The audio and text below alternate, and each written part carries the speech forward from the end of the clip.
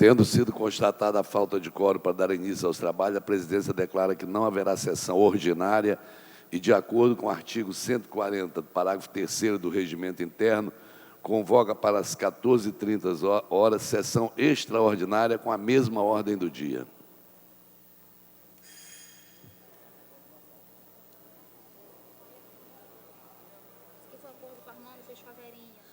Persistindo a falta de quórum, a presidência declara que não haverá sessão programada e, de acordo com o artigo 140, parágrafo 4 do Regimento Interno, convoca para as 15h sessão extraordinária com a mesma ordem do dia.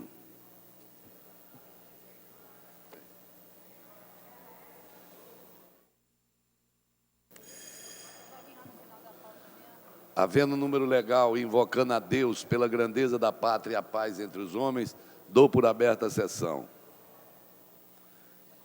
Palavra pela ordem. Convido o nobre vereador, doutor Ivani de Mello, para proceder à leitura da ata da sessão anterior.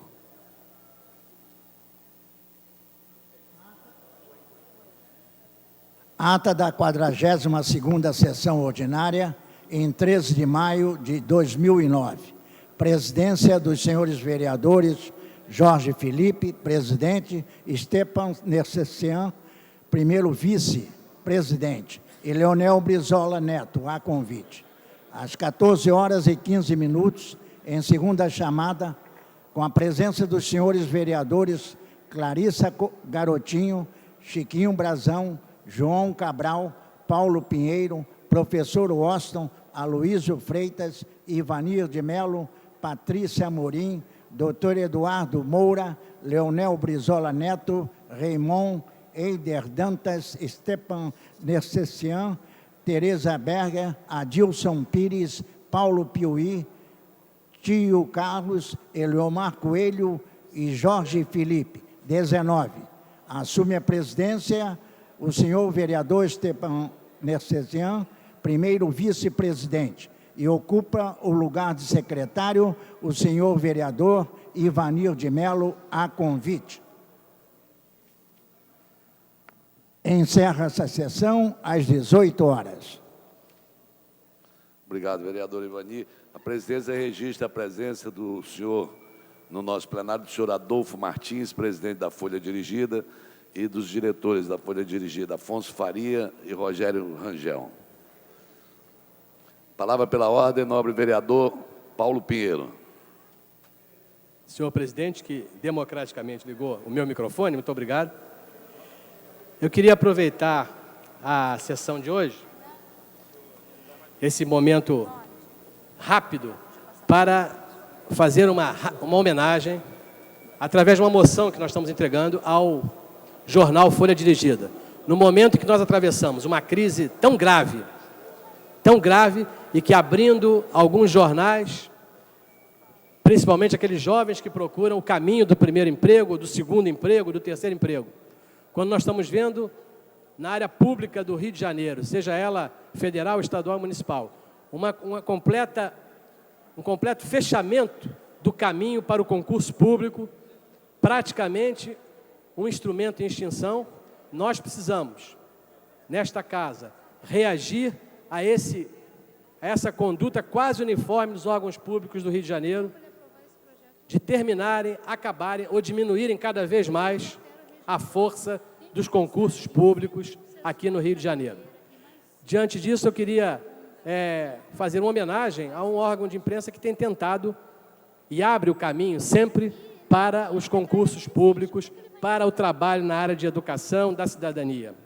Através de uma moção que fizemos requerimento à mesa na forma regimental, nós estamos ofertando esta Casa Legislativa ao jornal Folha Dirigida uma moção de congratulações por mais uma edição de seu suplemento chamado Trabalho de Cidadania. A homenagem, ora prestada pela Câmara Municipal do Rio de Janeiro, é o reconhecimento, a relevância de uma publicação que anualmente alcança grande repercussão e é uma referência com o mais completo noticiário sobre as ações de cidadania no Brasil. É o suplemento especial Trabalho e Cidadania que o jornal Folha Dirigida edita todos os anos por ocasião do transcurso do Dia do Trabalho. Ele traz uma visão abrangente das ações desenvolvidas em todo o país em prol do desenvolvimento social e da responsabilidade social. Esta publicação é um instrumento precioso nessa época em que há uma tomada geral de consciência sobre a necessidade da participação social, em que as empresas, as pessoas, as instituições se voltam para as ações de cidadania, sentindo que é necessária a participação de todos na construção de uma sociedade mais justa, mais democrática e mais pluralista. Ao valorizar também o trabalho, o suplemento enfoca um dos pilares da cidadania. A dignidade humana se dá através do trabalho. Não se pode dissociar trabalho de cidadania. Esta é a capacidade adquirida politicamente de administrar a si próprio os interesses coletivos, os direitos fundamentais e a sociedade como um todo. Trabalho e cidadania juntos são sinônimos de igualdade social. Ao jornal A Folha Dirigida, nossos sinceros agradecimentos por mais uma edição de seu suplemento Trabalho e Cidadania. Plenário Teotônio Vilela, 12 de maio de 2009.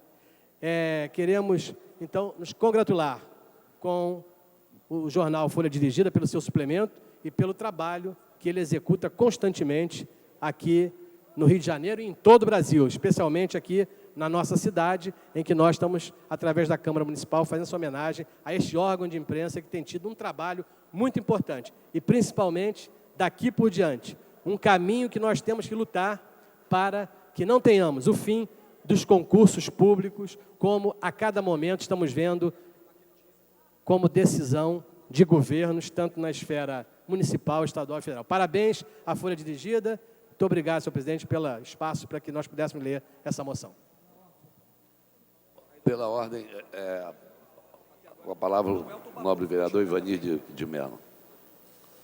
Senhor presidente, senhores vereadores, ontem, 13 de maio, a Polícia Militar do Estado do Rio de Janeiro completou 200 anos de existência. Em 13 de maio de 1809, dia do aniversário do príncipe regente, Dom João criou a divisão militar da Guarda Real da Polícia da Corte, formada por 218 guardas com armas e trajes idênticos aos da Guarda Real Portuguesa. Era composta por um Estado-Maior, 3 regimentos de infantaria, 1 de artilharia e 1 esquadrão de cavalaria. A divisão militar teve participação decisiva em momentos importantes da história brasileira, como, por exemplo, na independência do país ao então Dom Pedro. Em toda a sua história, a Polícia Militar do Estado do Rio de Janeiro já teve 12 diferentes nomes. Em 1960, a capital do país foi transferida para Brasília e a cidade do Rio de Janeiro passou a ter o nome do Estado de Guanabara. Até então, a instituição era denominada Polícia Militar do Distrito Federal e passou a ser chamada Polícia Militar do Estado da Guanabara. No restante do Estado, a corporação passou a ter o nome de Polícia Militar do Rio de Janeiro. Em 1975, o governo federal decidiu reunir os 2 estados. A nova unidade da federação recebeu o nome do Estado do Rio de Janeiro e, consequentemente, fundiram-se também as 2 corporações policiais militares. Surgiu, então, a atual denominação Polícia Militar do Estado do Rio de Janeiro. Hoje, a Polícia Militar do Estado do Rio de Janeiro tem cerca de 38 mil homens espalhados pelo Estado em 39 batalhões, que fazem o policiamento ostensivo ordinário e outras unidades operacionais especiais sob 8 comandos intermediários, além de outras unidades médico-hospitalares, educacionais e administrativas.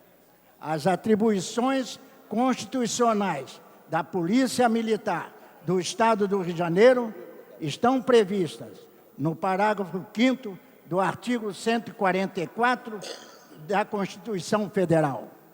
As polícias militares cabem à polícia ostensiva e à preservação da ordem pública.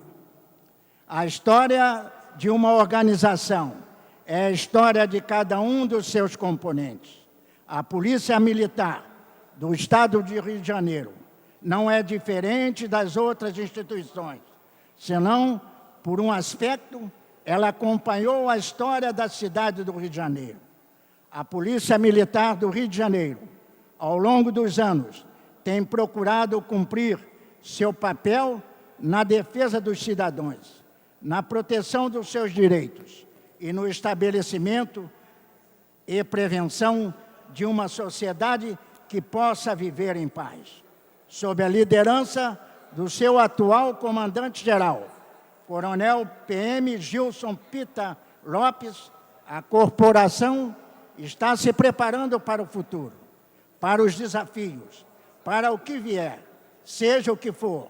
Haverá sempre um policial militar que será cordial, corajoso, profissional, marcando por anos e anos vindouros a pujante história dessa instituição. Parabéns, Polícia Militar do Estado do Rio de Janeiro, por esta data e pelo seu papel tão importante em nossa sociedade. Para a comunicação de liderança. Com a palavra, pela ordem, o nobre vereador Raymond. Senhor presidente, senhoras vereadoras, senhores vereadores, eu queria fazer aqui, embora com o plenário muito esvaziado, mas eu queria fazer menção a algumas questões que eu considero importantes, matéria importante de se discutir no parlamento, já que estamos aqui para parlamentar. Então, hoje pela manhã, tivemos aqui na Câmara uma audiência pública para tratar do assunto das crianças que estão aí sendo vitimadas pelo uso do crack e que também sofrendo abusos sexuais, etc. Tivemos uma mesa muito rica e presidida pelo nobre colega vereador Leonel Brizola, líder do Bloco de Esquerda. E eu, nessa ocasião, hoje de manhã, falando um pouco da defesa das crianças, eu dizia que a gente tem um caminho para ser feito, que é o caminho da educação. E dizia uma coisa que eu quero relatar aqui para os nobres colegas, que eu considero de uma gravidade, vereador Eliomar, uma gravidade que brada aos céus, que clama aos céus. Nós sabemos do direito de todo cidadão e cidadã ter educação de qualidade. Sabemos da obrigação do Estado de prover essa necessidade da população. Sabemos que vivemos há poucos dias uma investida sobre a educação que, de certa forma, conseguimos escapar um pouco, mas nem tanto. Porque a promessa de que as OS seriam somente para as creches, se a gente vir o texto aprovado, descobriremos que não é só creche, é creche e reforço escolar, o que é muito complicado para a questão da autonomia do educador, a autonomia do professorado. Mas não é isso que eu queria dizer, não. Eu queria dizer que essa última semana tem passado uma polêmica pela imprensa a respeito, vereador Roberto Monteiro, a respeito da educação física. Eu me lembro quando era criança, que eu tinha educação física e eu tinha algumas dificuldades de atenção, aquela coisa toda, né? Hiperatividade, que não tinha essa denominação ainda, né, meu amigo Fred? Não tinha ainda essa denominação. E aí, eu me lembro que a educação física me ajudava um pouco na noção de espacialidade, na noção, né, de lateralidade, na noção de equilíbrio. E eu compreendia, já naquela época, minha professora dizia como é bom ter o espaço para o menino jogar uma bola, fazer uma ginástica, né, andar em cima da corda. riscar o giz no chão e andar em cima da linha de giz, como aquilo ajudava na compreensão de outras disciplinas.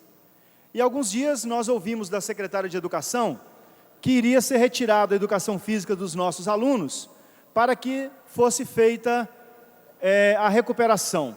Eu muito preocupado com isso, fui perguntando daqui, perguntando dali, e até que encontrei uma coordenadoria de educação, que uma professora me disse: mas vereador, acontece o seguinte, acontece que a Secretaria de Educação encomendou um pacote da Fundação Ayrton Senna, e esse pacote prevê isso, que não pode ter educação física, tem que tirar a educação física para que as crianças sejam recuperadas num tempo mais rápido. E que a Fundação Ayrton Senna não aceita ingerência da Secretaria Municipal de Educação. Ora, agora o que é certo é errado e o errado é certo. Olha a complicação que isso dá. A vereadora Patrícia Amorim fez um requerimento de informação à senhora secretária, Cláudia Costin, pedindo a ela que explicasse isso. Eu não sei qual foi a resposta, se houve uma resposta oficial institucional, porque nós tratamos das questões institucionalmente, senhor presidente. Eu não estou ligando para a secretária para perguntar para ela, não tenho relação pessoal com ela. Respeito a secretária, acho que ela deve ser uma pessoa capacitada, vai mostrar isso durante a sua gestão, a gente espera que a educação de fato melhore no nosso município, mas ela tem que responder institucionalmente, não sei se respondeu ou não. Só sei que hoje nos jornais hoje, os jornais estão dizendo que a secretária está prometendo, respondendo, dizendo assim: a educação física será dada para as crianças no contraturno. Ora bolas, a minha pergunta é esta: quantas das 1.063 escolas do município têm contraturno? Quantas? Que história é essa de dar educação física no contraturno? É uma resposta esvaziada, é uma resposta pela metade. Nós precisamos compreender que há um esvaziamento daquilo que é responsabilidade do Estado e nós não podemos perder isso de vista. Precisamos debater a educação porque nós precisamos compreender que pela educação nós criamos, ou melhor, damos condições a nossas crianças de se emanciparem, de se empoderarem e de depois terem condições de estarem no mundo sendo cidadãos e ajudando a fazer esse mundo ser um mundo organizado onde a todos acolha. Essa é uma discussão que essa Câmara não pode deixar de fazer. Esse Parlamento não pode deixar de discutir isso. Não pode deixar de exigir que a secretária de Educação trate a educação como uma obrigação do Estado e um dever do Estado e um direito de todo e qualquer cidadão.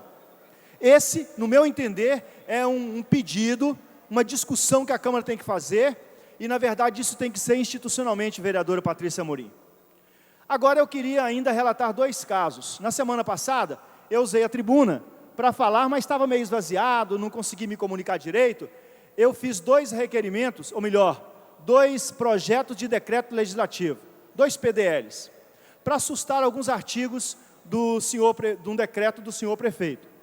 O primeiro artigo, aliás, um dos decretos, do projeto de decreto legislativo, está assustando o decreto, assustando, aliás, o convênio número 1/2009, celebrado pelo município do Rio de Janeiro, através da Secretaria Especial de Ordem Pública e a Associação Brasileira de Indústria de Hotéis do Estado do Rio de Janeiro. O que significa isso? Significa que a rede de hotéis, Associação Brasileira de Indústria de Hotéis do Estado do Rio de Janeiro, estará pagando à Secretaria de Ordem Pública R$90 mil por mês, para que a Secretaria faça lá a tapetagem da porta dos hotéis. Isto é, faça a limpeza urbana, mantenha a iluminação em dia, mantenha a podagem da grama no jeito, dê uma limpeza no arredor e, claro, retire aqueles que incomodam, as crianças, retirem os mendigos. Para quê? Para a eira ficar limpa, para que os turistas não sejam incomodados. Ora bolas, no meu entendimento, isso é dever do Poder Executivo, que não pode celebrar um contrato para que uma instituição privada pague ao poder público por um serviço, senão o que nós estamos fazendo é particularizando o público, isto é, fazendo um negócio Há quem diga inocentemente, mas que bom, os hotéis estão pagando. Que bom nada, isso tem contrapartida. Isso é discussão política. Então, o projeto de decreto legislativo que susta o convênio /1/2009, mas que não susta assim apenas por uma rebeldia sem causa, não. Baseado, argumentado na legislação, argumentado naquilo que a Constituição nos garante, argumentado inclusive no parecer não é, da Procuradoria-Geral do município, que cita assim, exigir impessoalidade da administração, tanto pode significar que esse tributo deve ser, etc, etc, etc. Então, o fato de estarmos sustando este convênio da Prefeitura, na verdade, ele está sendo sustado por violar os princípios constitucionais da impessoalidade, da finalidade e da isonomia. Por isso, o projeto de decreto legislativo. E outro projeto de decreto legislativo, já que meu tempo está encerrando ou encerrado? Encerrando ou encerrado? Encerrando, eu queria dizer aos meus nobres colegas que também tem um outro projeto de decreto legislativo que susta alguns artigos do decreto número 3058 do prefeito, que dispôs sobre o comércio ambulante na cidade. Desde do primeiro dia desse parlamento, dessa legislatura, eu tenho falado firmemente que eu sou um vereador que quero uma ordem na cidade, mas não quero uma ordem na cidade a partir da truculência, não quero uma ordem da cidade a partir da ilegalidade. Se há uma lei, companheiro Eliomar, se há uma lei que foi votada em 92, que é a lei que está vigindo, esta lei tem que ser obedecida. E, portanto, só para se ter uma ideia, eu não vou citar todos, mas está aqui o projeto de decreto legislativo, as ordens dos companheiros vereadores, só para se ter uma ideia, o artigo do decreto do prefeito diz assim, a Secretaria Especial de Ordem Pública deverá definir os locais proibidos e os locais adequados para o comércio ambulante. E a lei dizia assim, as comissões regionais, e não a secretaria, compete no âmbito da sua jurisdição, definir o zoneamento dos locais. Então eu não posso tirar uma atribuição de uma comissão que tem representação do controle social, que tem representação da Câmara dos Vereadores e colocar no colo do secretário, vereadora Lucinha. Então, o projeto de decreto legislativo tem ainda outros artigos a serem sustados, só para se ter uma ideia. As comissões, de acordo com o decreto, são constituídas pelo subprefeito, pelo administrador regional, por diretores de inspetorias, por representante da Coordenadoria de Controle Urbano e por representante da Guarda Municipal. É só aparelho, quando na verdade a lei dizia que as comissões regionais, elas ficam criadas com o administrador regional, diretor da inspetoria, representante da Secretaria de Urbanismo, entidades representativas dos ambulantes, foi retirada, representante do conjunto das associações de moradores dos bairros, clubes de serviços da área da região administrativa. Então, tira o controle social. Então, eu queria colocar isso e fazer aqui uma discussão que, inclusive, foi falada no primeiro dia desse parlamento, dessa legislatura. Foi dito o seguinte, nós não queremos que esta casa seja regida por decreto-lei. Estamos abertos a discutir com o prefeito, mas se ficar vindo decreto-lei, a gente vai ter que perder muito tempo para analisar a Constituição, para analisar a legislação municipal e para poder fazer frente a isso. Porque nós queremos ordem, queremos que a legislação seja cumprida, queremos que o parlamento seja respeitado e que a sociedade seja mais bem administrada. Muito obrigado. Para a comunicação de liderança, nobre vereador Alfredo Sirquis. Senhor presidente, senhores e senhoras vereadores, o sentido da minha comunicação de liderança é comentar a comemoração que foi anunciada pelo nobre vereador Ivanir de Mello. Eu também me somo à comemoração dos 200 anos de existência da Polícia Militar, mas não posso deixar de levantar grande preocupação com os destinos dessa corporação. E vou ser breve e claro em relação ao que me preocupa. Hoje em dia, um soldado da Polícia Militar que arrisca diariamente a sua vida ganha R$ 950.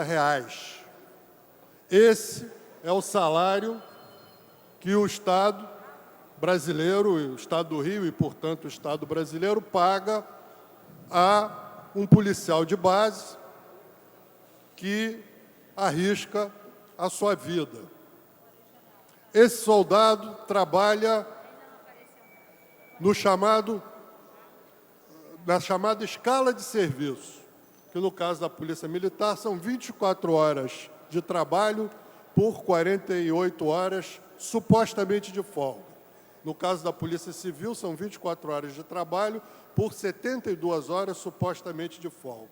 Eu digo supostamente porque a quase totalidade dos policiais militares e civis exercem uma segunda atividade remunerada.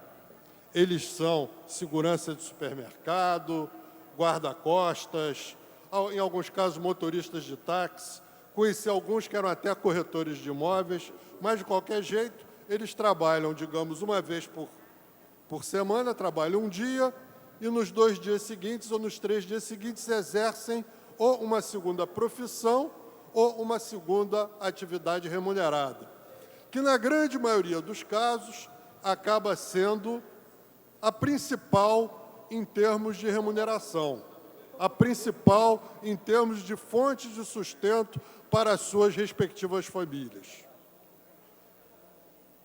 Essa situação, que é anômala, porque, na verdade, qualquer profissão, para ser bem exercida, tem que ser exercida todos os dias e criando uma determinada rotina de trabalho, e quando essa profissão é uma profissão afeita à segurança pública, é tanto mais importante que haja uma rotina diária, um enquadramento da instituição, que haja uma continuidade. Isso não acontece.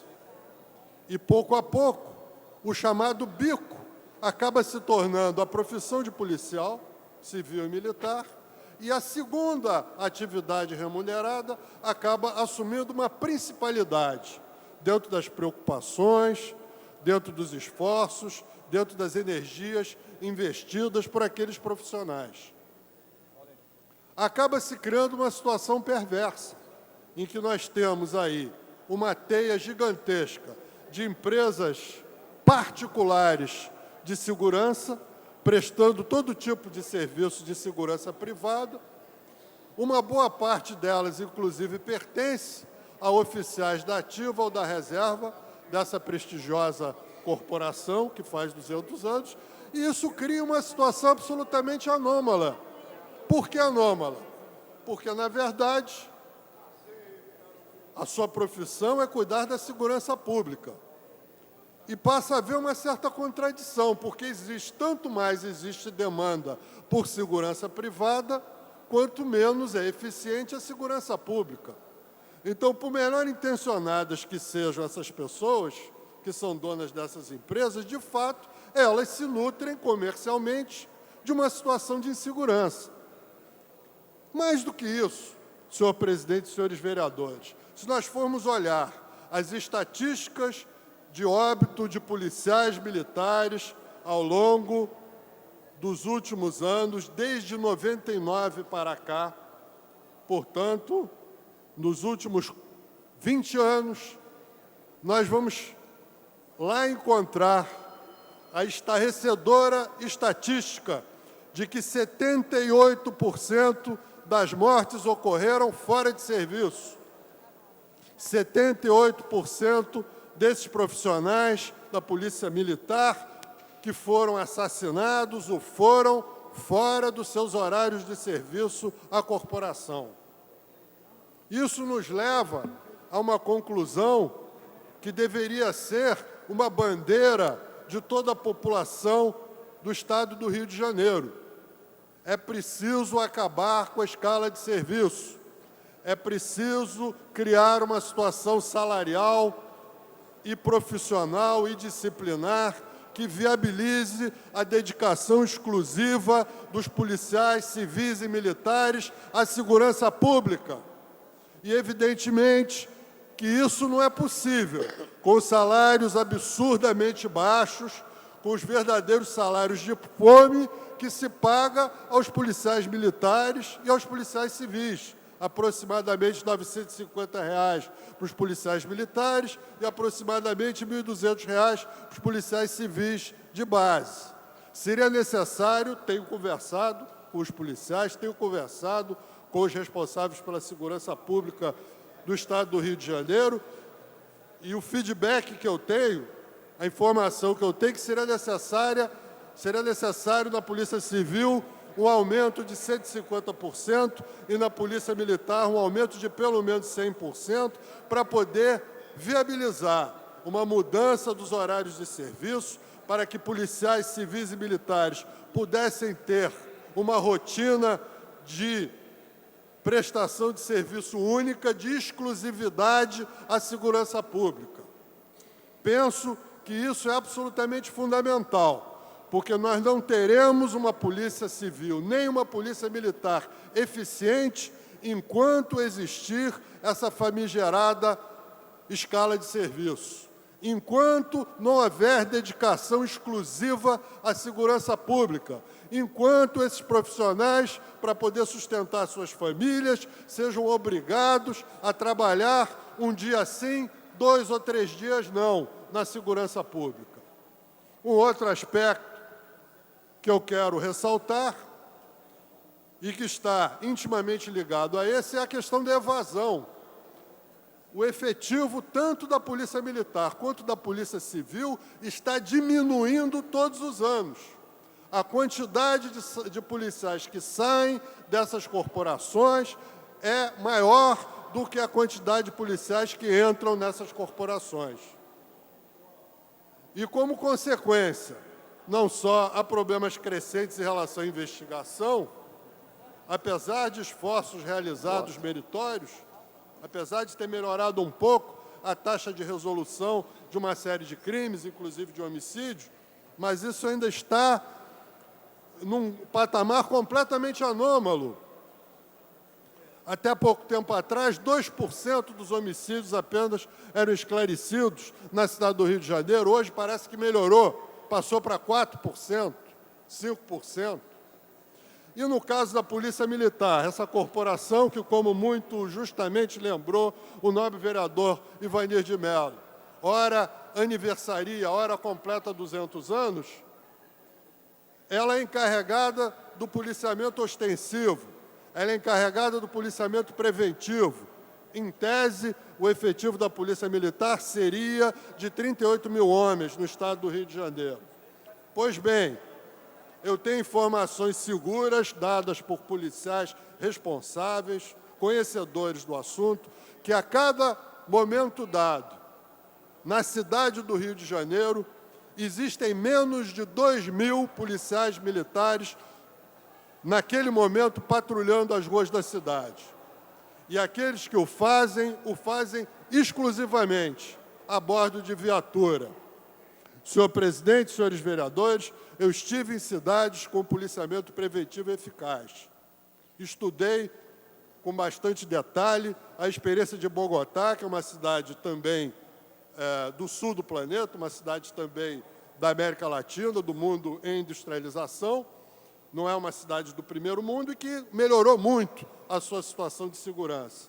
Pois bem, você vai a Bogotá e vê, em primeiro lugar, uma Polícia Nacional cujo o efetivo é de 16 mil homens, é metade do efetivo da Polícia Militar, e que está presente em toda parte da cidade, em grupos de 3, fazendo policiamento a pé. A viatura é pouco utilizada, a base do policiamento é a pé, em grupos de 3, com contato visual entre os grupos, o que permite que a todo momento aquele policial esteja conversando com o comerciante, conversando com a dona de casa que está fazendo compras na rua, interagindo com a vizinhança de um determinado bairro, recebendo informação, sabendo o que acontece, vendo e sendo visto constantemente. Então, o policiamento a pé é aquele que, de fato, consegue que haja uma inibição dos comportamentos criminosos, os assaltos, os roubos, as agressões em via pública. E, no nosso caso, não existe efetivo para que ele seja feito. O nosso policiamento é feito em viatura, os policiais militares estão a bordo das suas viaturas, que passam a mais de 50, 60 km por hora pelas ruas, nenhum deles percebe muito bem, nem presta muito bem atenção sobre o que de fato está acontecendo. E em outras ocasiões, inclusive, pior, ficam parados dentro da viatura, à mercê de serem emboscados, como já foi tantas vezes o fato nessa cidade. Então, para concluir, nobre vereador Ivanir de Mello, quero me somar ao registro que Vossa Excelência fez do aniversário da Polícia Militar, mas quero fazê-lo conclamando as instituições, essa Câmara, a Assembleia Legislativa, a bancada fluminense na Câmara de Deputados em Brasília, aos senadores fluminenses, a opinião pública do Estado do Rio de Janeiro, para que, de fato, nós nos congreguemos e lutemos pelo princípio da dedicação exclusiva dentro das corporações policiais, dedicação exclusiva essa que só pode existir a partir do momento que exista um salário justo e que exista um tratamento justo a esses profissionais. Então, senhor presidente, é a minha forma de comemorar os 200 anos da Polícia Militar do Estado do Rio de Janeiro. Obrigado. Em tramitação ordinária, em segunda discussão e votação, projeto de lei número 1552 de 2007, de autoria do senhor vereador Leomar Coelho, que tomba por interesse histórico e cultural e estabelece procedimentos para definição ou alteração de usos dos imóveis situados na Avenida João Luiz Alves, números 13 e 14, a Murada da Urca, a ponte na Avenida Portugal e o quadrado da Urca, e cria área de proteção de seu entorno no bairro da Urca. Para encaminhar o nobre vereador Leomar Coelho. Senhor presidente, solicito o adiamento desta matéria por 5 sessões. A presidência submete ao plenário o adiamento da matéria por 5 sessões. Se estiverem de acordo, permaneçam como estão. A matéria está adiada. Palavra pela ordem, nobre vereador Jorge Pereira. Senhor presidente, tem 2 assuntos que me trazem aqui. Um é para que os vereadores, principalmente os que estão aqui há algum tempo maior do que os que chegaram nessa legislatura, atinem para um problema antigo que nós estamos vivendo. Nós temos aqui um prazo de resposta para requerimento de informação da ordem de 30 dias, prorrogável por mais 30. Isso é um absurdo. É um absurdo porque, normalmente, as respostas que estão chegando, elas estão incompletas. Eu tenho feito e fiz, por conta própria, abrir mão em primeiro momento, porque eu acho que um governo que está começando deve ter o nosso apoio, só que esse tempo, para mim, já se esgotou. O governo já está com 6 meses, já tem que saber o que quer. Então, a partir dessa data, nós precisamos sentar e exigir, determinar e mostrar para o município, para o prefeito da cidade, que nós somos fiscais. Se não tiver esse entendimento de que nós somos fiscais, fica muito difícil governar. Como é que o senhor pode ser vereador e o outro órgão lá não entende que o senhor é fiscal? O senhor pede um requerimento de informações, ele vem de uma forma respondida que é ridícula, é brincadeira. Ele é incompleto, ele não tem os dados. Isso, quando não, pede mais 30 dias e esquece dos 30 dias. Então, eu acho que chegou um momento, principalmente está aqui o representante do prefeito da cidade, que os requerimentos nossos sejam respondidos hoje, no tempo que nós fizemos o regimento, botamos 30 dias. Mas eu acredito que é obrigação nossa modificar isso. O prazo máximo que tem para se responder um requerimento é 15 dias. Eu quero saber se o imposto de renda chega lá, me pede meu imposto de renda, vai me dar 30 dias, mais 30 dias, mais 30 dias, mas não existe esse negócio, não. Nós somos fiscais e eu acho que o prazo limite, o prazo que é consensual, um prazo que é saudável, são 15 dias. Eu acho 15 dias excelente. Agora, 30 dias mais 30, quando vem a resposta, ainda vem faltando metade, na verdade, impede o nosso trabalho legislativo e nós estamos aqui para quê? Para trabalhar. Então, eu peço que o senhor, nós vamos modificar isso, mas que o senhor peça, eu estou fazendo uma infinidade de requerimentos de informações, que a secretaria acelere esse trabalho de nos responder. Não comece a nos tratar, porque hoje o governo já vai para o 6º mês no poder. Então, não há mais justificativa. Não houve nem explicação dos 100 dias aí. Todo mundo nos 100 dias faz uma festa, conta tudo que fez. Aqui não houve nada disso. Mas houve até hoje, nesse momento, a Câmara tem sido parceira do governo. Não há nenhuma oposição declarada. Aqui se vota com a sua consciência, com a vontade de ajudar a cidade. E eu não quero ficar formando frente de grupo de oposição ao governo, principalmente na condição que me encontro como presidente da Comissão de Justiça. Mas não vou aceitar mais que os requerimentos de informações que estão vindo incompletos, não vêm dentro da margem legal, apesar do seu doutor Antônio Sá aqui sempre relatar que isso corrobora, inclusive, para o impeachment do prefeito. Essa é uma causa gravíssima. A não resposta de requerimento, o não teor objetivo, as informações não sejam conciliatórias com os nossos interesses de saber a verdade, ela realmente abre margem para que um vereador, hoje não tem oposição aqui, mas amanhã vai ter, peça o impeachment já do prefeito da cidade do Rio de Janeiro. Então, o assessor de plenário até tem feito, já faz alguns anos, ele sempre cita o artigo da lei, no qual é um fato grave no poder público não responder ao requerimento dos vereadores. Mas eu acho mais grave ainda do que isso, levar 30 dias e mais 30. Então, eu peço aos senhores vereadores que se reúnam com seus assessores e que nós efetivamente possamos, sem dúvida nenhuma, passar isso para 15 dias e que os secretários nos respeitem um pouco mais. Não vou lhe dizer que não tem regra com exceções, existe no governo secretários maravilhosos. Eu poderia enunciar aqui o próprio secretário, que é vice-prefeito, é de uma educação, de uma lisura, atende e tenta responder, etc. Se todos fossem igual a eles, seria um paraíso. Mas não é assim que funciona, não. Tem uns que não tratam, não atendem, não recebem, estão se lixando para a gente.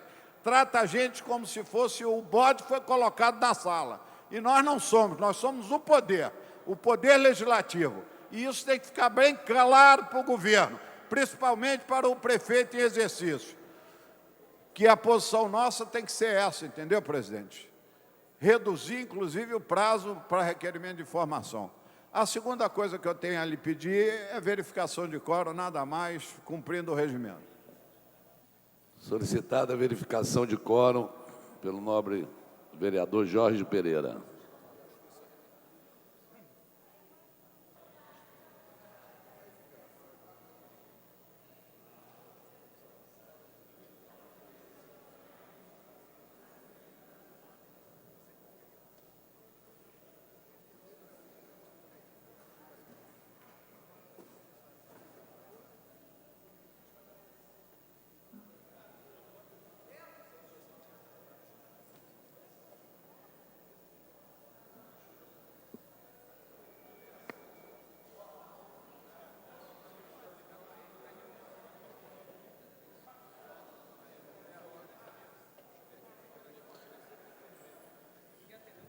A presidência vai encerrar a verificação.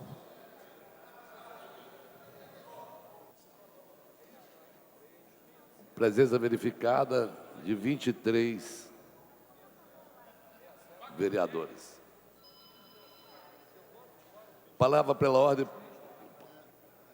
professor Washington. Senhor presidente, senhores vereadores, o que me coloca aqui, em primeiro lugar, é fazer referência... Pedir só... Eu queria pedir aos nobres companheiros e assessores que a gente está com essa transmissão ao vivo e os microfones que estão sendo usados são os microfones de baixo. Portanto, solicitar que não ficasse na frente do microfone, porque a gente está tendo dificuldades para poder captar a imagem do vereador que está falando. Obrigado. Pois não, Senhor desculpe. presidente, senhores vereadores, o que me coloca hoje aqui, nessa questão de ordem, é, em primeiro lugar, agradecer ao fato do prefeito Eduardo Paes ter sancionado ontem o projeto de lei número 1882 de 2008, de autoria do Poder Executivo. O projeto de lei que declara de especial interesse social para fins de urbanização e regularização as áreas que menciona e estabelece os respectivos padrões especiais de urbanização. Isso aí, para nós que somos moradores, para nós que militamos politicamente naquela área de Ricardo, Anchieta, Deodoro, Marechal Hermes, Pavuna, é de grande importância, senhor presidente, porque exatamente nesse projeto de lei estão contempladas as seguintes comunidades daquela região. Nós temos a comunidade de Cavaleiro da Esperança, situada na Rua Moraes Pinheiro, esquina com Rua Pedra Rasa. Nós temos ainda uma outra comunidade, que é a comunidade do Parque Nova Esperança, situado na Estrada do Camboatá, em Anchieta, e temos ainda a comunidade do Parque Tiradentes, situada na Rua Moraes Pinheiro. É importante deixar registrado, senhor presidente, que essas comunidades provavelmente são comunidades em que nós não podemos discutir o que eles precisam. O Parque Tiradentes, por exemplo, precisa de tudo.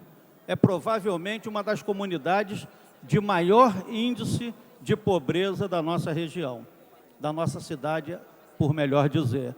Mas quando eu digo índice de pobreza, não estou me referindo apenas às pessoas que porventura morem na região. Pobreza, inclusive, de falta de atenção do poder público. Queria deixar registrado ainda, senhor presidente, com relação ao doutor Ivani, que fez menção, e está até de parabéns, à Corporação da Polícia Militar do Estado do Rio de Janeiro, porque é uma entidade que nós normalmente criticamos, normalmente nós maculamos. Mas eu gostaria que esta casa aqui tivesse também o seguinte procedimento. É importante o vereador, é importante o político combater, criticar, brigar, reclamar.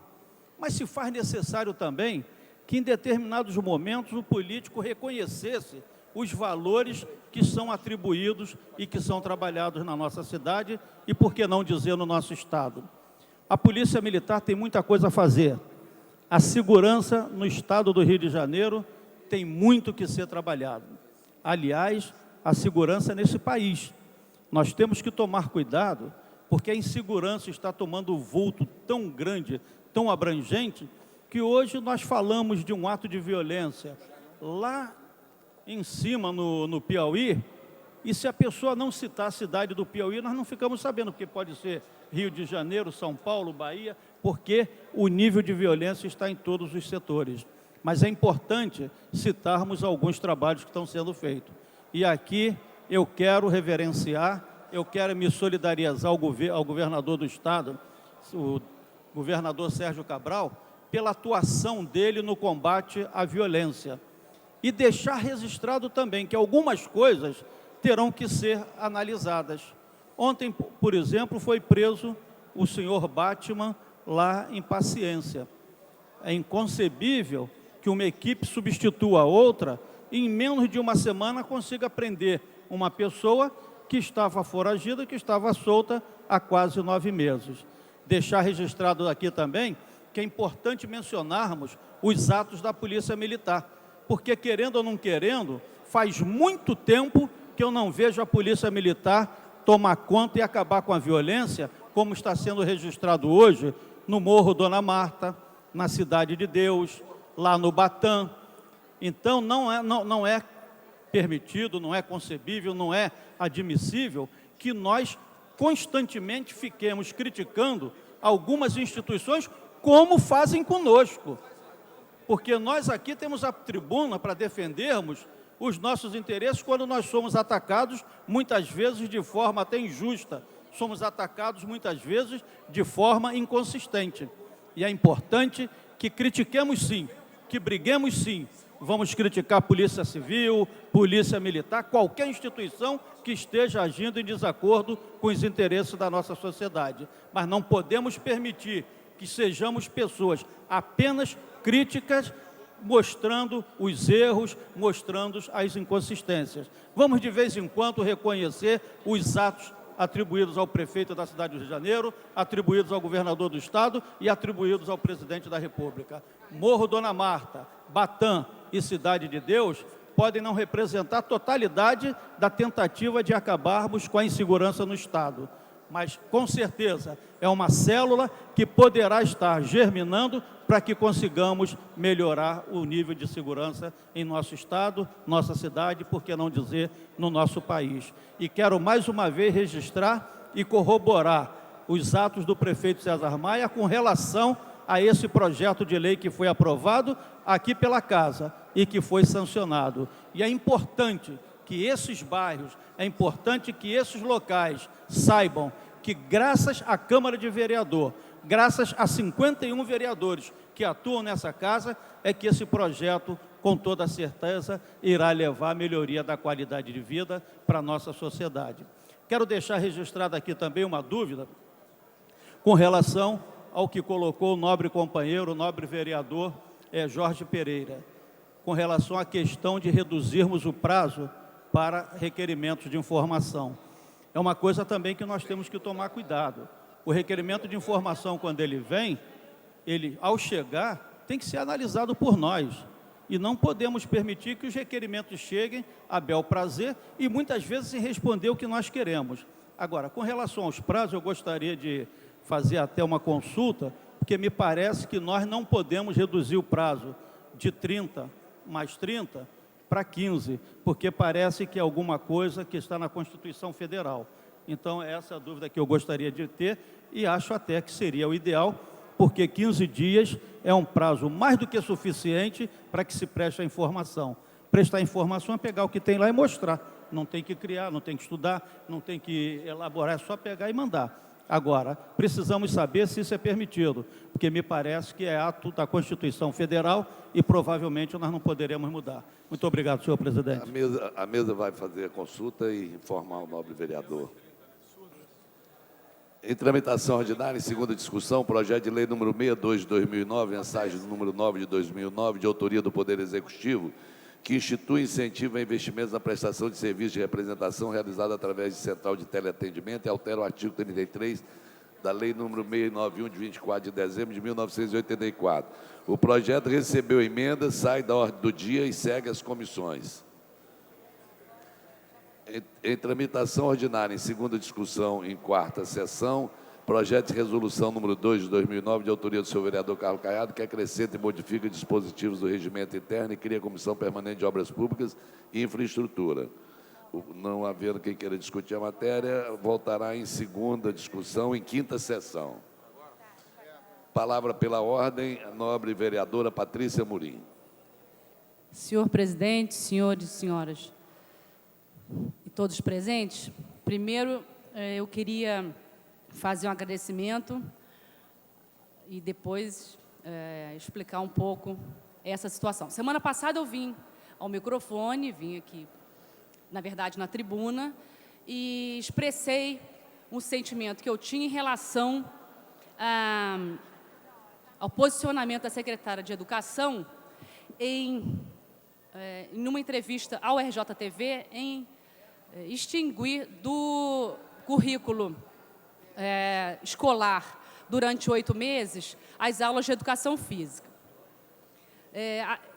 Que bom que eu tive uma resposta, a princípio, positiva em relação à Secretaria de Educação, que numa atitude bastante gentil, me fez uma ligação, a secretária, então, me retornou dizendo que entendia a importância da educação física escolar, mas que essas aulas seriam ministradas de uma forma facultativa, portanto, não obrigatória, aquelas crianças após o horário escolar, né, num período extracurricular.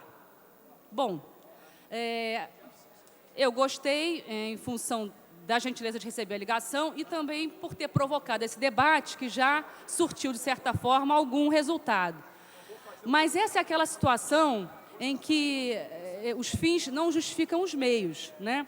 Se quer, em 8 meses, resolver um problema, e é muito nobre que se queira resolver um problema daquelas crianças que são consideradas analfabetas funcionais, e propondo em 8 meses que essas crianças tenham essas aulas de reforço escolar. Ora, seria muito mais proveitosa se essas aulas de reforço escolar acontecessem aí sim, no horário extracurricular. Porque como ficam, aí que vem algumas perguntas, né? Algumas dúvidas que eu tenho, senhor presidente, como ficam os professores de educação física que não ministrarão mais as aulas durante o período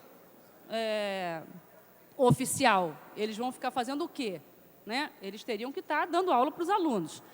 E se eles já têm um horário pré-estabelecido, então eles terão que ficar no horário após o horário normal. Quer dizer, é uma situação desconfortante, né? Quer dizer, eu acho que os fins não justificam os meios. A gente quer dar a essa criança um reforço escolar, mas eu não acredito que o meio mais eficaz seja tirando a aula de educação física e colocando de uma forma facultativa após o horário escolar.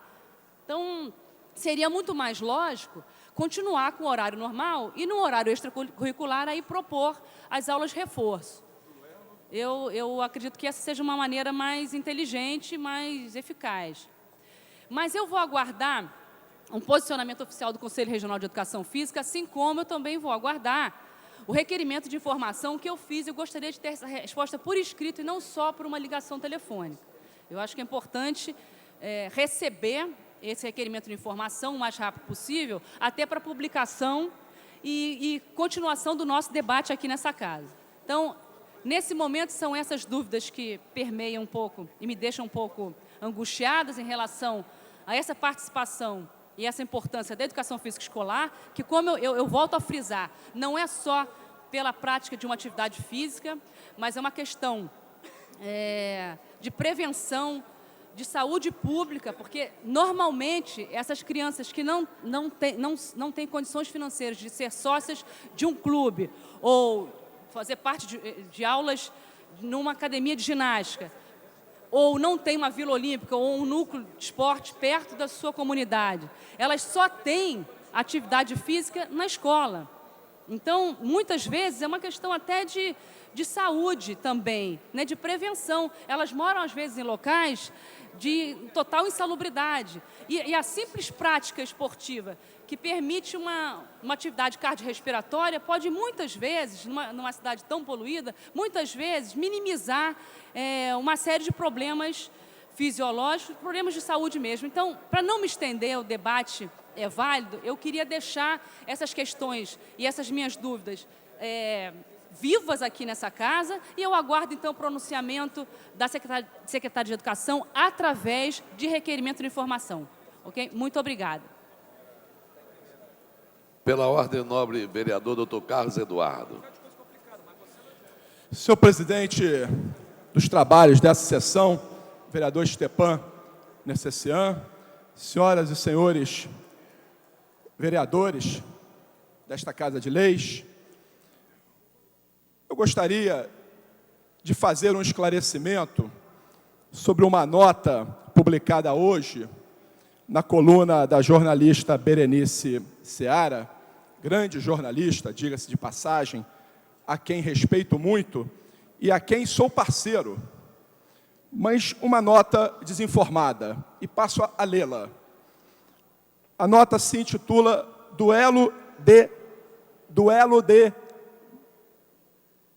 Senhor presidente, Duelo de Titãs. Duelo de Titãs. Foi publicado ontem, no Diário Oficial da Câmara, a constituição da CPI do Hospital de Acari. Vai começar a guerra entre o ex-presidente da Comissão de Saúde, da Casa, que propôs a investigação, vereador Pinheiro, Paulo Pinheiro, que está ali diante de mim, e o atual, doutor Carlos Eduardo, que não fez qualquer esforço para implementá-la. Número 1, senhor presidente, não me considero nenhum titã. E também sei que o nobre vereador Paulo Pinheiro também não se considera. Número 2, não há guerra nenhuma entre o vereador Paulo Pinheiro e a minha pessoa. Somos 2 médicos oriundos do mesmo hospital. Tenho grande honra do Dr. Paulo Pinheiro ter sido meu diretor, amigo da minha família, inclusive, a quem ajudamos na primeira eleição. E não há guerra nenhuma, muito pelo contrário, há uma aliança presente e futura. E gostaria também de esclarecer que o nosso bloco, o bloco de esquerda, iria pedir a CPI, vereador Stepan. Mas pelo regimento da casa, a única maneira do vereador Paulo Pinheiro fazer parte da CPI é ele sendo signatário. Então, num acordo de lideranças, nós permitimos ao vereador Paulo Pinheiro que ingressasse sendo o signatário. Apenas isso. Sou contra a privatização, fui contra as organizações sociais, fiz parte nesta casa da CPI da Saúde, fui o presidente da CPI da Merenda desta casa, uma das melhores CPIs que foram produzidas, e jamais deixarei ou farei corpo mole, a minha biografia não permite isso. Tenho 300 ações no Ministério Público contra as mazelas na saúde, tentando mover a mão do poder público a dar uma saúde digna à população do Rio de Janeiro. Então, esse esclarecimento se faz necessário na presença do presidente Jorge Felipe. O vereador Paulo Pinheiro nos pediu para ser o signatário, nada mais. Então, eu gostaria, inclusive, que a jornalista Berenice Seara publicasse esse esclarecimento na mesma coluna, dando o mesmo espaço no jornal de amanhã. Era o que eu tinha a dizer. Muito obrigado. Não há guerra nenhuma entre nós dois. Somos 2 vereadores amigos, aliados. Muito obrigado, senhor presidente. Pela ordem. Nobre vereador Paulo Pinheiro, apesar de eu perceber que Vossa Excelência, eu tenho outras pessoas inscritas pela ordem. Só posso... Eu vou pedir ao vereador Paulo Messina que permissão para que eu dê pela ordem. Primeiro ao vereador segundos, Paulo Pinheiro, ok? Pois não, pela ordem, rapidamente, vereador. só para confirmar o que o vereador Carlos Eduardo falou, também fiquei surpreso, né? Essa coluna já apresentou essa semana uma outra notícia estranha, que eu não sei de onde partiu, em relação às dúvidas do prefeito, em relação ao secretário de saúde, e não tenho nenhum tipo de duelo, nem essa casa, nós temos tanta coisa para fazer, que brigar entre as pessoas, há espaço para todo mundo, nós todos fomos eleitos, seremos eleitos outras vezes, não há nenhum tipo, e confirmar que coloquei na época para o vereador Carlos Eduardo, para o vereador Brizola Neto, que se eu não fosse o autor da comissão, pela proporcionalidade não chegaria até mim. Me parece, eu não sabia disso, soube hoje essa confirmação pelo vereador Carlos Eduardo, que o bloco de esquerda não quis fazer, não quis também entrar com o pedido de CPI, porque deixou que eu entrasse com o pedido para fazer. Não há nenhum problema, não há nenhuma razão para isso, e acho que esse tipo de notícia não engrandece ninguém. Aqui nós não somos adversários, teremos divergência, como sempre tivemos em todos os momentos, até porque ele é cardiologista, eu sou pediatra, nós não atuamos na mesma área, não há possibilidade disso, e acho que não tenho...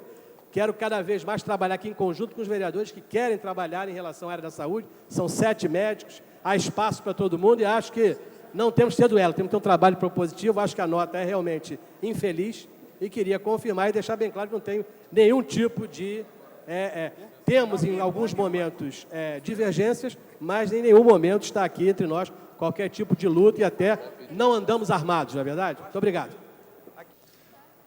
Pela ordem, nobre vereador Paulo Messina, em seguida nós daremos prosseguimento à ordem do dia. Obrigado, presidente, mesa diretora, nobres colegas.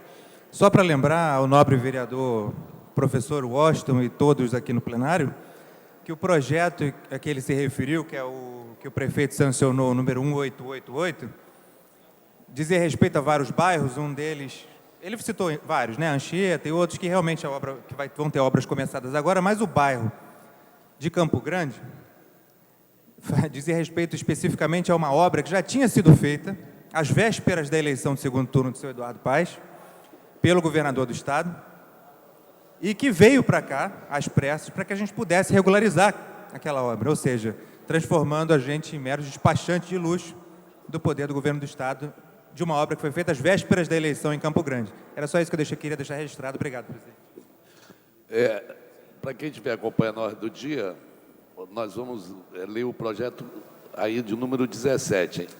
Em tramitação ordinária, em primeira discussão, em votação, projeto de lei complementar número 10 de 2005, de autoria do senhor vereador Carlos Caiado, que dispõe sobre a regularização de fechamento de varandas por envidraçamento de obras de construção, modificação ou acréscimos já executados na forma que menciona e dá outras providências. Em votação, a emenda de número 1. A matéria requer quórum de maioria absoluta.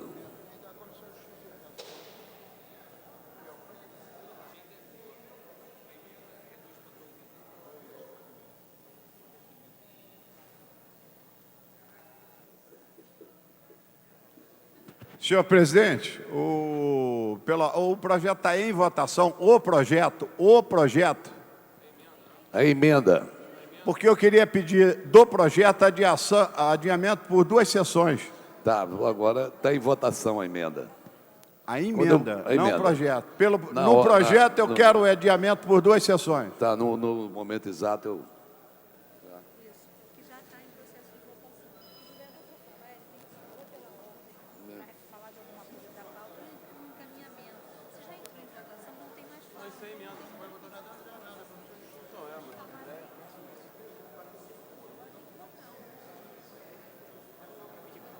Senhores vereadores Adilson Pires, Alfredo Sirquis, Aspásia Camargo, Bencardino, Carlos Bolsonaro, Carminha Jerominho, Chiquinho Brazão, Dr. Carlos Eduardo, Dr. Carlos Eduardo, Dr. Eduardo Moura,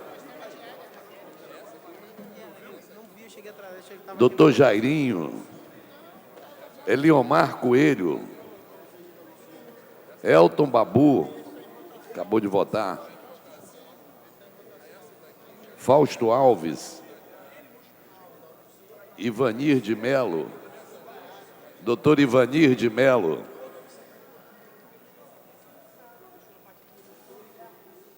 João Mendes de Jesus, Jorge Braz, Jorge Pereira,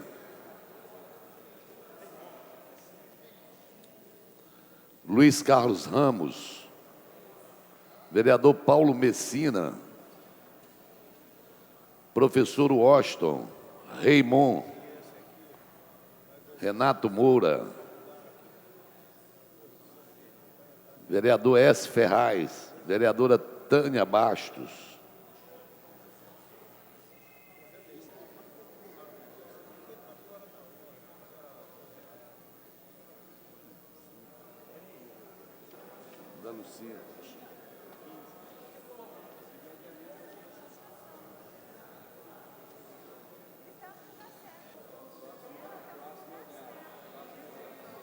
vereador Adilson Pires,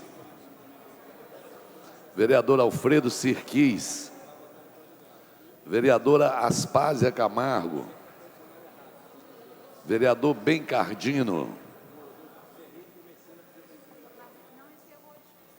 vereadora Carminha Jerominho, vereador Chiquinho Brazão,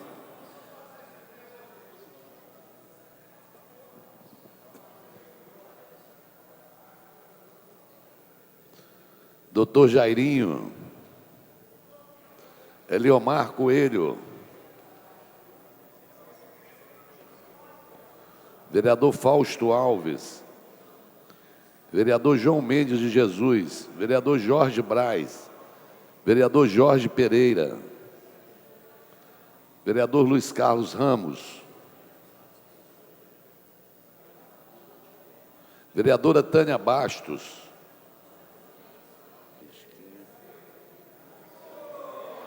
vai votar? Pereira, Chiquinho.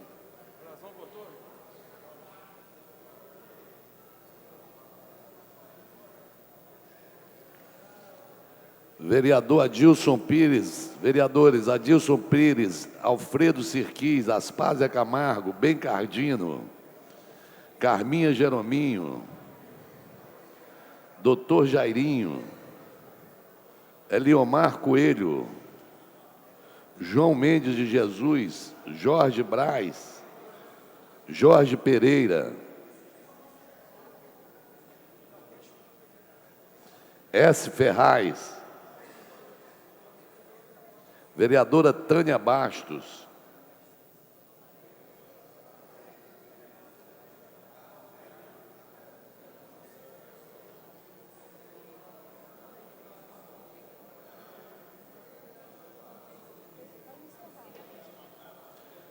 a presidência vai encerrar a votação. Votando 26 senhores vereadores, 26 sim. A emenda está aprovada. Em votação, o projeto assim emendado.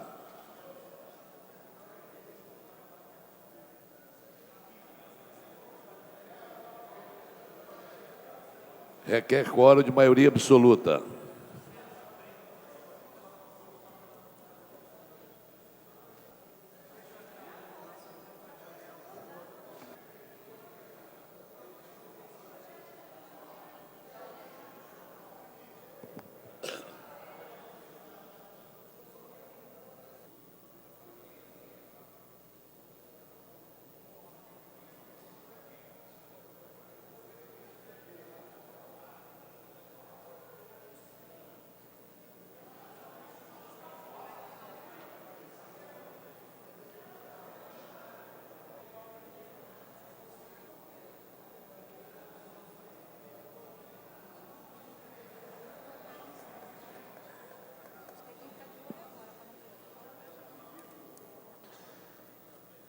Vereador Adilson Pires, vereador Alfredo Sirquis, vereador Aspásia Camargo, vereador Ben Cardino,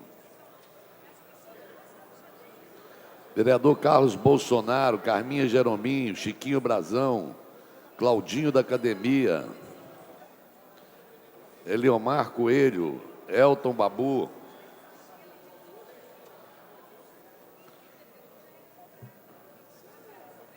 João Mendes de Jesus, Jorge Braz,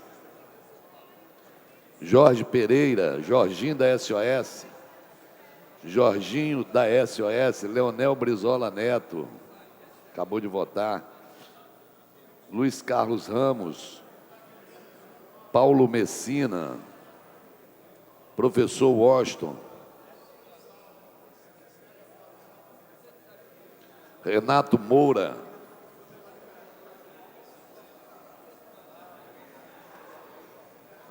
S. Ferraz,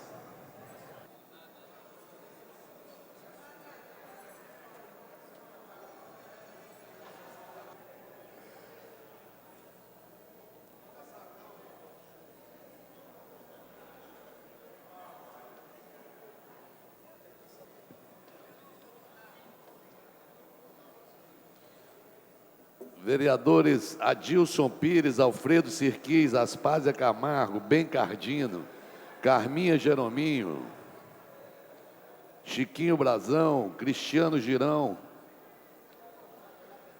Eliomar Coelho, Elton Babu, vereador Jorge Braz, vereador Jorge Pereira, vereador Jorginho da SOS. Não me ignore, vereador Jorginho.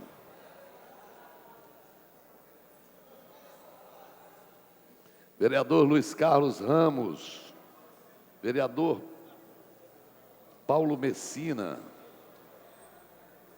Renato Moura, S. Ferraz, Tânia Bastos,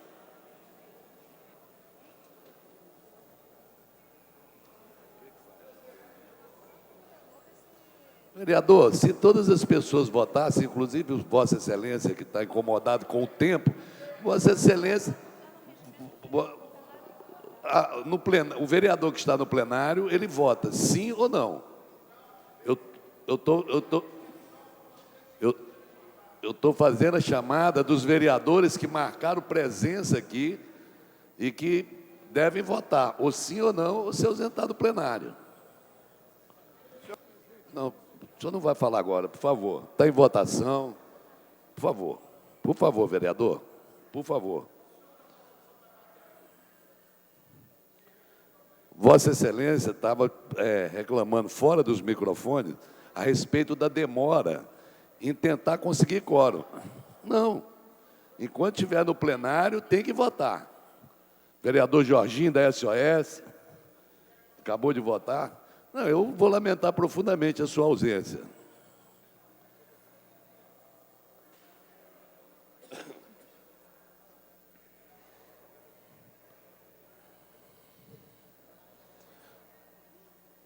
A presidência vai encerrar a votação.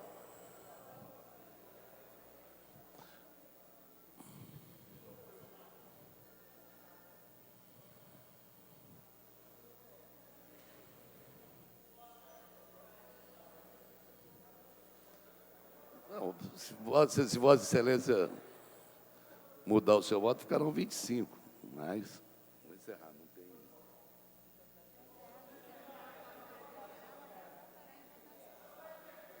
Não há quórum para deliberar, a matéria votará em votação. Encerrada a votação.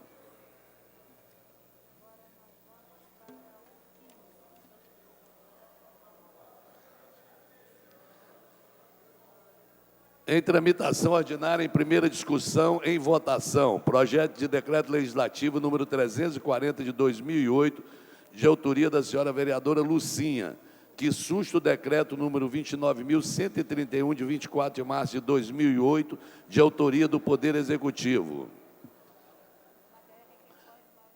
A matéria requer quórum de maioria absoluta.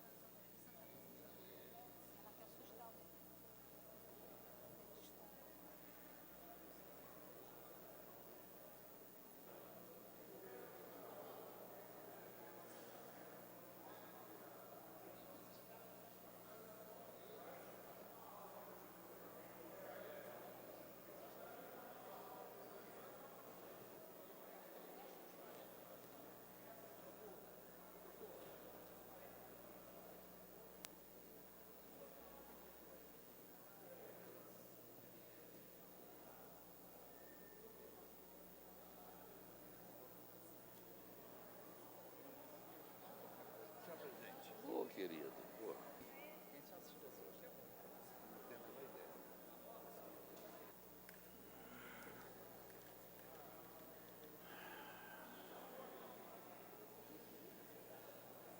Eu voto? Qual matéria? Esse projeto da vereadora Lucinha, que é tombamento provisório de uns imóveis em Santa Cruz. É o que diz o decreto.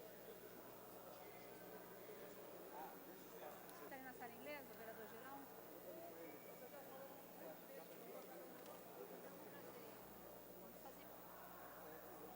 Ainda está aberto o ordinário, tá?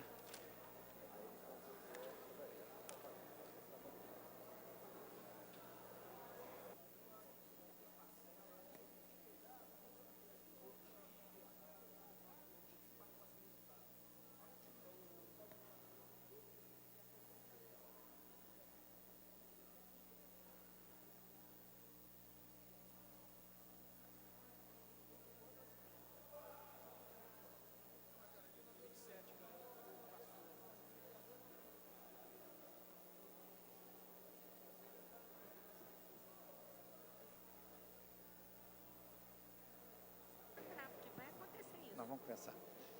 A presidência vai encerrar a votação.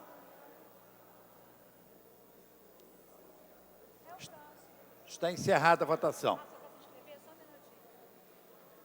Votaram sim 28 senhores vereadores, não 2 senhor vereador. O projeto está aprovado. Voltará em segunda discussão. Para a declaração de voto, a vereadora Rosa Fernandes. Senhor presidente, senhoras e senhores vereadores, eu queria aproveitar o projeto da vereadora Lucinha. Acho mais do que justo. Eu recebi de algumas pessoas também de Santa Cruz a reclamação da dificuldade desse espaço, tendo em vista o tombamento que foi realizado lá e que hoje impede o desenvolvimento daquele entorno por conta disso. Eu queria falar sobre tombamento. Eu acho que nós temos que ter uma responsabilidade muito grande, definindo com muita clareza, com muita precisão, o tombamento que é feito. Por exemplo, em alguns lugares, eu conheço algumas igrejas que foram tombadas. E essas igrejas hoje têm dificuldade enorme de manutenção por conta do custo, que se torna muito mais caro. Todo imóvel tombado requer uma série de empresas especializadas para que possam executar qualquer tipo de intervenção. Então, eu acho que, nesses casos, o poder público deveria ter uma contrapartida para colaborar, contribuir com a manutenção dessas áreas tombadas. Se o nosso entendimento de que a área tombada é importante para a história, para a cultura da cidade, mais do que justo que haja a participação e a responsabilidade do poder público junto a esses órgãos, a esses prédios, a esses imóveis que estão sendo propostos o tombamento. Então, acho que o cuidado é muito grande, o exemplo disso é o que a vereadora Lucinha está trazendo no projeto, para destombar um imóvel que foi tombado por essa casa, eu acho que deve ter sido tombado por aqui ou pelo IFAM, ou pelo Instituto Municipal de Patrimônio Cultural. Então, eu acho que essas coisas precisam ter muito cuidado, é preciso que a gente tenha critérios bem definidos e que possamos conhecer detalhadamente todos os imóveis que a gente propõe tombamento. Para a declaração de voto, a nova vereadora Lucinha. Eu queria agradecer aos nobres colegas vereadores que votaram a esse projeto de decreto legislativo. Esse imóvel fica localizado na Avenida Princesa Isabel, em Santa Cruz. Não só esse imóvel, mas 164 imóveis em Santa Cruz, no centro de Santa Cruz, são tombados pelo patrimônio cultural. O que está acontecendo, na verdade, é que com a ida da Thyssen lá para Santa Cruz, o crescimento, o desenvolvimento econômico que é tão necessário em Santa Cruz deixa de existir, porque existe impeditivo de construções na área de Santa Cruz.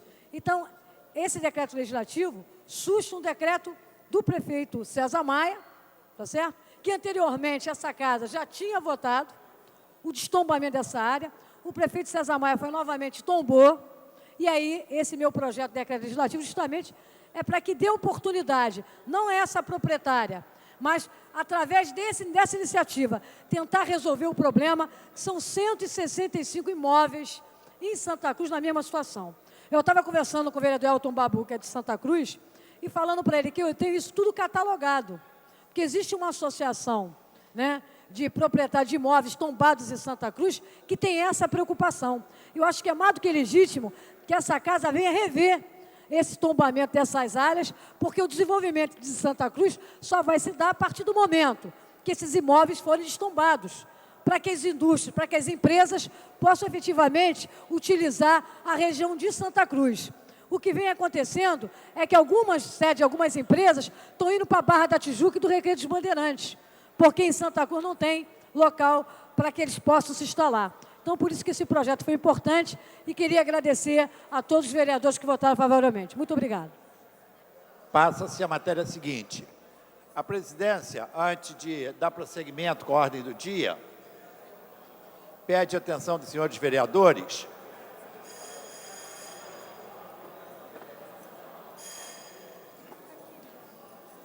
Pede a atenção dos senhores vereadores. Eu não sei se tem algum vereador na sala inglesa. Eu peço, por favor, que solicite a presença deles.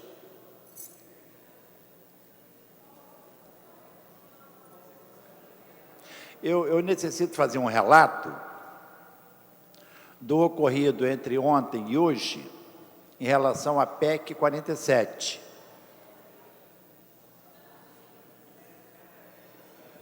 Ontem, nós estivemos com o governador Sérgio Cabral e fizemos um relato à Sua Excelência das dificuldades que viverão algumas câmaras municipais se a PEC que tramita no Senado for aprovada na forma como foi acolhida a emenda do senador Valadares na última reunião da Comissão de Constituição e Justiça.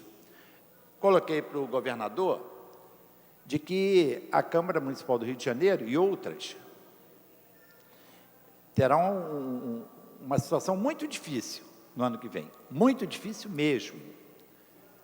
O governador, de imediato, pegou o telefone, ligou para o senador Francisco Dornelles, que está acamado por conta de uma virose, e fez o relato ao senador Dornelles, que se prontificou em nos ajudar no Senado, tão logo ele se restabeleça, e nós temos que torcer que ocorra até segunda-feira. Estive com o senador Crivella, que me prometeu de que ele apresentaria uma emenda para aumentar de 3% para 4%. 5% é impossível. Imaginar que nós vamos manter a mesma receita. Impossível. O Senado consolidou ontem um acordo com a Câmara dos Deputados. O que for aprovado no Senado será acatada pela Câmara dos Deputados. Ontem foi feito o acordo que já abre uma janela de expectativa para nós. Por quê? Se fosse prevalecer a vontade de um desses dois parlamentos, do Senado ou da Câmara, prevalecerá o da Câmara, de forma que a Câmara, que tinha aprovado em 2%, reduziria se o Senado aprovasse em 3%. Bem, a nossa luta é para que não seja nem 3 e nem 5, é que seja 4. Essa é a luta da Câmara Municipal de Belo Horizonte, de Salvador, de Fortaleza, de Curitiba, tem mais uma outra que eu não estou me lembrando, e agora São Paulo também entrou na briga, porque São Paulo acha que 2% para ele também vai inviabilizar a Câmara Municipal de São Paulo. São Paulo quer que seja 3% a de São Paulo. Por que eu estou fazendo essa observação aqui na hora da ordem do dia? Porque na segunda-feira estará aqui conosco o presidente nacional do DEM, o deputado federal Rodrigo Maia, que se prontificou em nos ajudar, junto aos senadores do DEM, para tentar viabilizar construir uma emenda alternativa. Mas de nada valerá se não tivermos o apoio de outras bancadas no Senado Federal.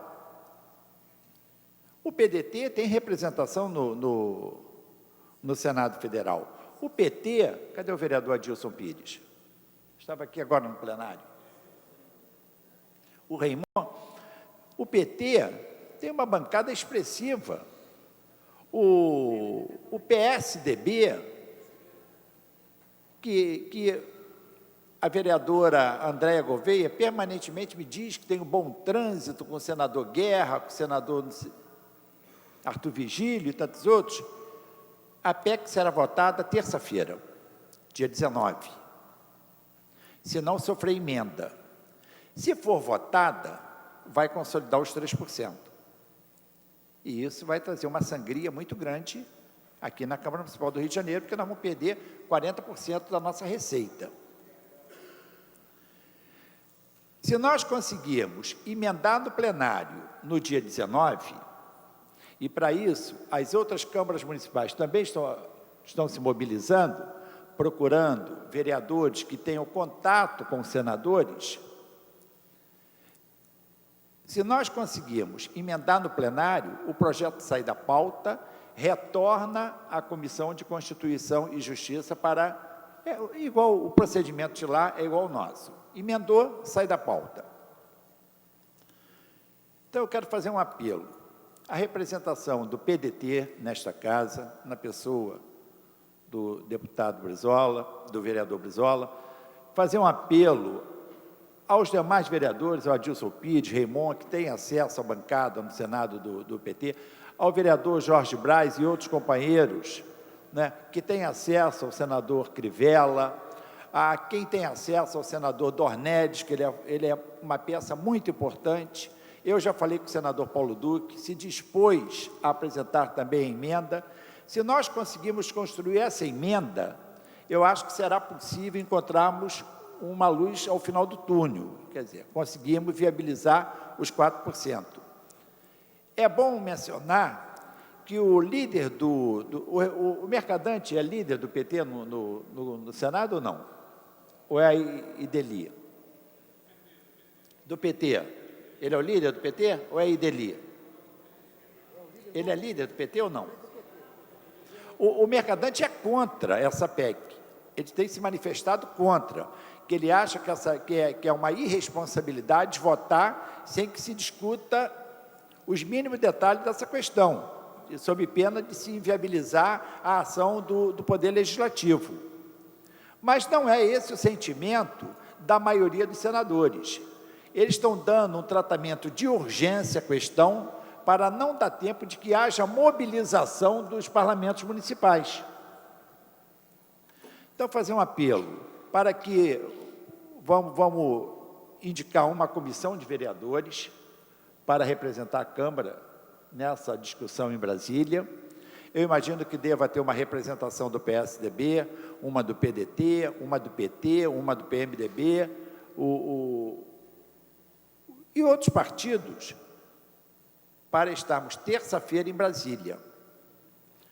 Eu vou estender o convite que fizemos ao deputado Rodrigo Maia, também ao senador Crivella, ao senador Paulo Duque e ao senador Dornelles, que são os 3 senadores do Rio de Janeiro, para que esteja conosco na segunda-feira, às 14 horas. Fazer um apelo aos vereadores.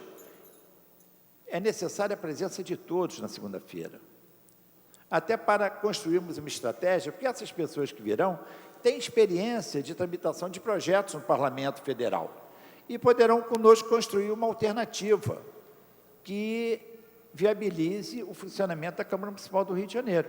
Então, esse é o apelo que eu faço a cada um dos vereadores. Aqueles que não participaram desse encontro aqui hoje, quem tiver o contato, estenda o convite para essa reunião de segunda-feira, para que possamos construir, finalmente, uma solução.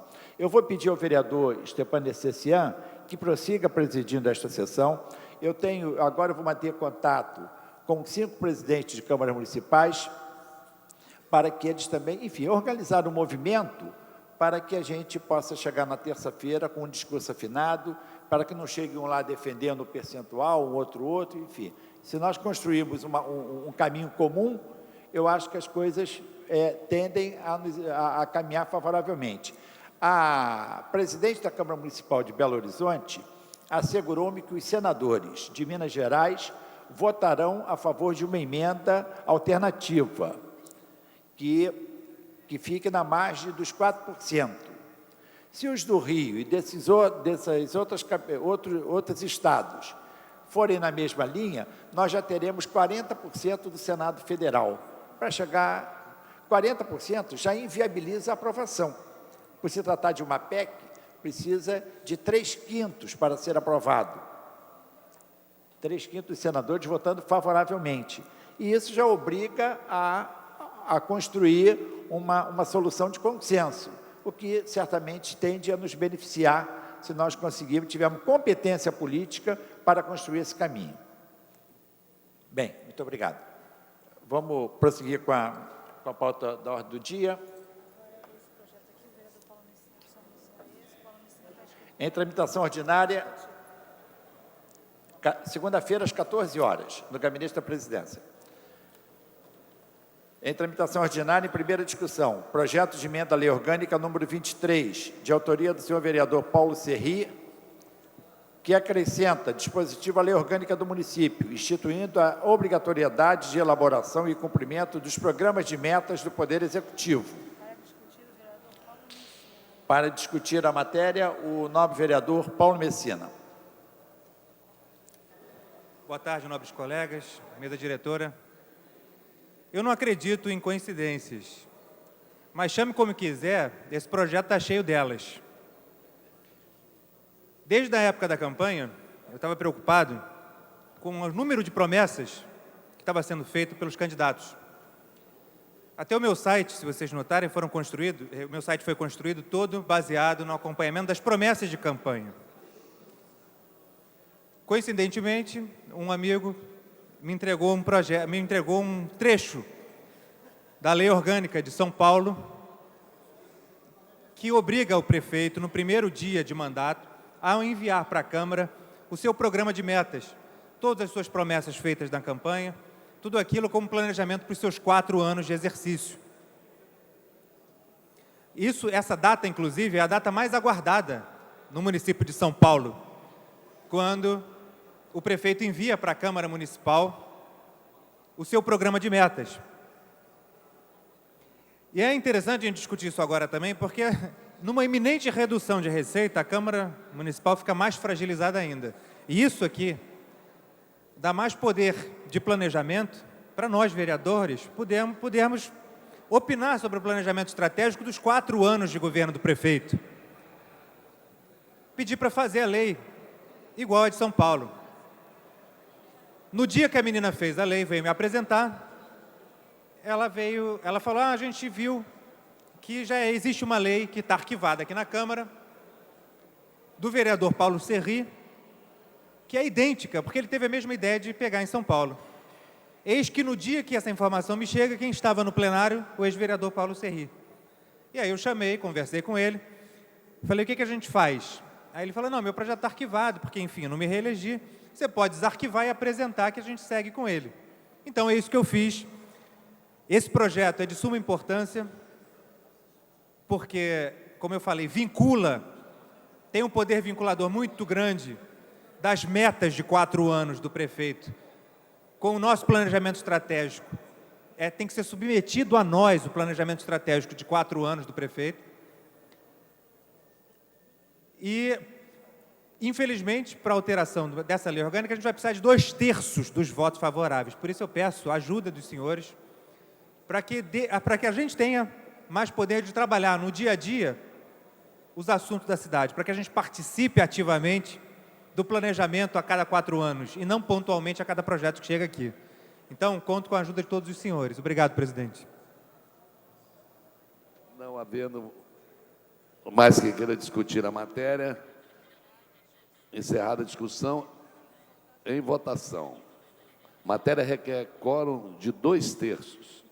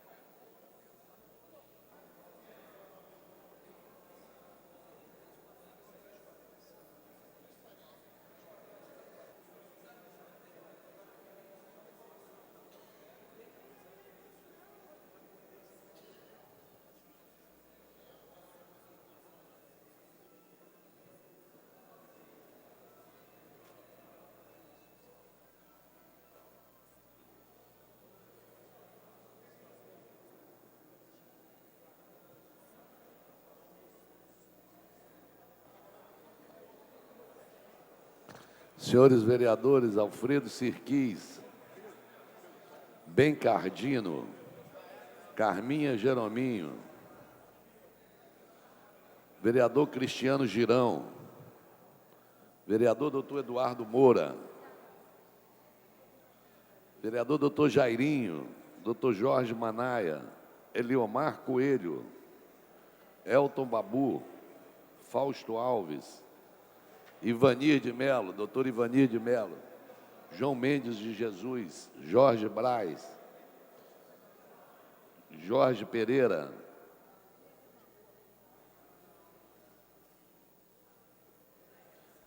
Luiz Carlos Ramos, Marcelo Piuí, Nereide Pedregal, professor Washington, vereador Renato Moura, vereadora Rosa Fernandes, vereador S. Ferraz, vereadora Tânia Bastos, vereador Tio Carlos,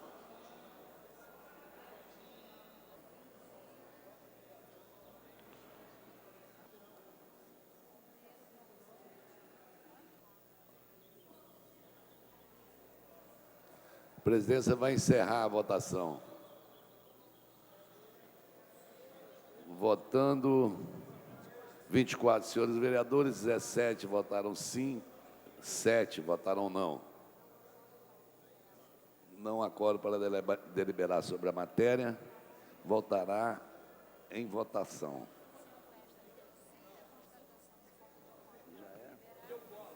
Sendo esta a terceira constatação de falta de quórum para deliberar, a presidência vai encerrar a sessão. E antes de encerrar, lembra aos senhores vereadores que amanhã, às 10 horas da manhã, haverá solenidade em homenagem ao Dia Nacional da Luta Antimanicomial, de autoria do vereador Paulo Pinheiro. Convoca a sessão ordinária para amanhã, às 14 horas.